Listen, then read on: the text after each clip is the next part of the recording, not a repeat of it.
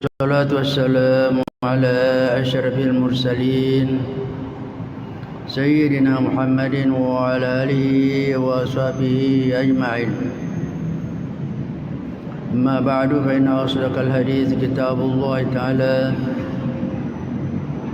وخير الهدي هدي سيدنا محمد صلى الله عليه وسلم وشر الأمور محدثاتها وكل محدثة بدعة وكل بدعة ضلالة وكل ضلالة في النار. قال المصنف رحمه الله تعالى ونفعنا بعلومه في الدارين آمين. فتمسك أيها المريد الصادق بذكر اسم المفرد إذا كنت مأذونا به من مرشد كامل، فإنه أسرع في قلع عروق النفس من منابتها من السكين الحاد. وأما ما يراه المريد في أول سيره أثناء ذكره لهذا الاسم من حرارة وضيق، فلأن نفسه لا حظ لها من هذا الذكر، حيث إن هذا الاسم يزيل عالم الخلق من القلب ويفرغه من الأكوان إلى آخره.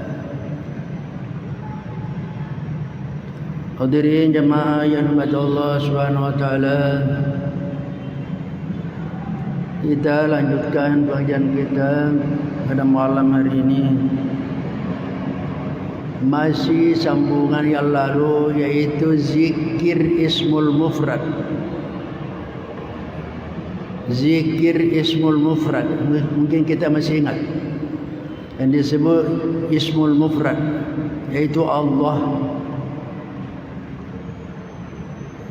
Yang lalu kita beberapa pertemuan membicarakan tentang ismul mufrad itu, yang juga dikatakan itulah ismul azam, namanya Allah yang paling agung, dan itu pula yang menjadi nama zatnya Allah. Jadi ada zikir khusus Allah, Allah, Allah saja. Sehingga dikatakan di sini fatamassak ayyuhal muridus shadiqu, maka hendaklah berpegang teguh wahai para murid yang betul-betul, murid yang benar, dengan menggunakan zikir ismul mufrad. Idza kunta mazunan bihi min mursyidin kamilin, jika anda telah mendapatkan izin dari mursyid yang sempurna. Fa innahu asra'u fi qalbi aruqin nafsi min manabitiha min as-sikkin al-hadd. Karena itu zikir itu lebih cepat, lebih mampu mengikis akar-akar nafsu dari tempat tumbuhnya dibanding dengan pisau yang tajam. Kita jelaskan. Setelah beberapa penjelasan lalu, kemudian dikatakan di sini hendaklah seorang murid berpegang teguh. Siapa yang disebut al-murid? Seorang murid pengikut tarekat, itu disebut murid. Dan murid yang as-sadiq, murid yang betul-betul menjadi murid. Karena ada murid yang hanya mungkin coba-coba saja, setengah-setengah saja. Jadi artinya mengikuti satu tarekat itu namanya murid, harus betul as-sadiq. Nah, ketika menggunakan ismul mufrad ini, yaitu Allah, harus mendapatkan izin dari syekh, dari mursyid. harus mendapatkan izin.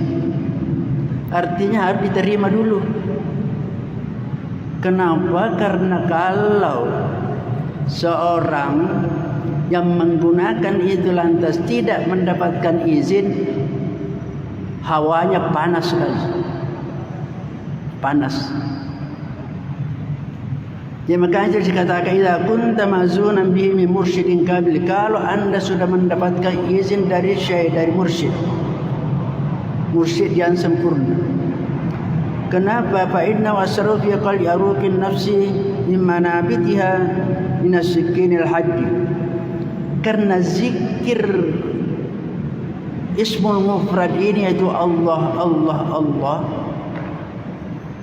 kemampuannya melebihi, ibaratkan dibanding dengan pisau yang tajam, alat yang tajam untuk memotong, membabat akar-akar nafsu dari tempat tumbuhnya.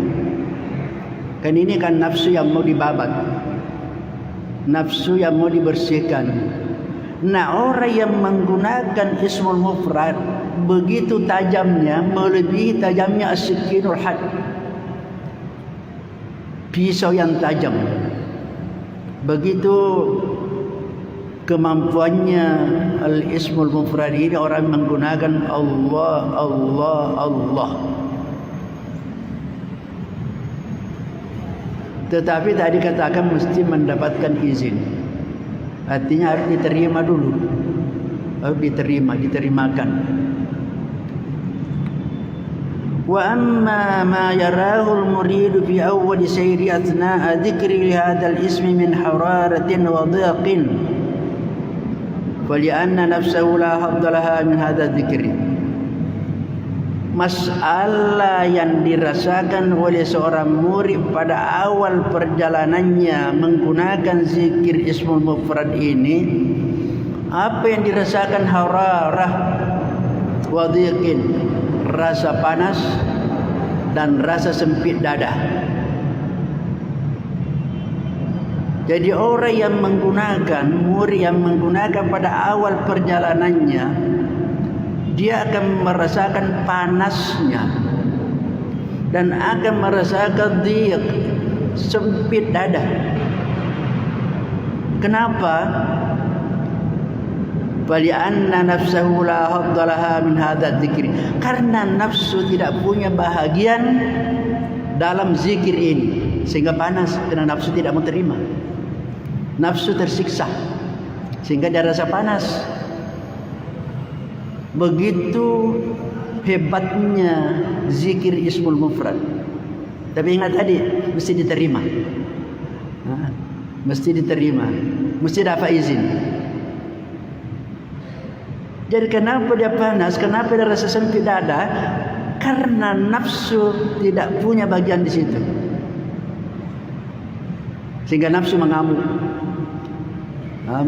panas. Haitsu inna hadzal isma yuzilu alamal khalqi minal qalbi wa yufriguhu minal akwan. Di mana ismul mufrad ini mampu menghilangkan pengaruh-pengaruh alam ciptaan. Alam ciptaan dunia ini semuanya, alam-alam ini mampu menghilangkan pengaruhnya dari dalam hati. Wa yufrigu bi aqwam, dan mengosongkannya dari pengaruh-pengaruh alam, semua alam.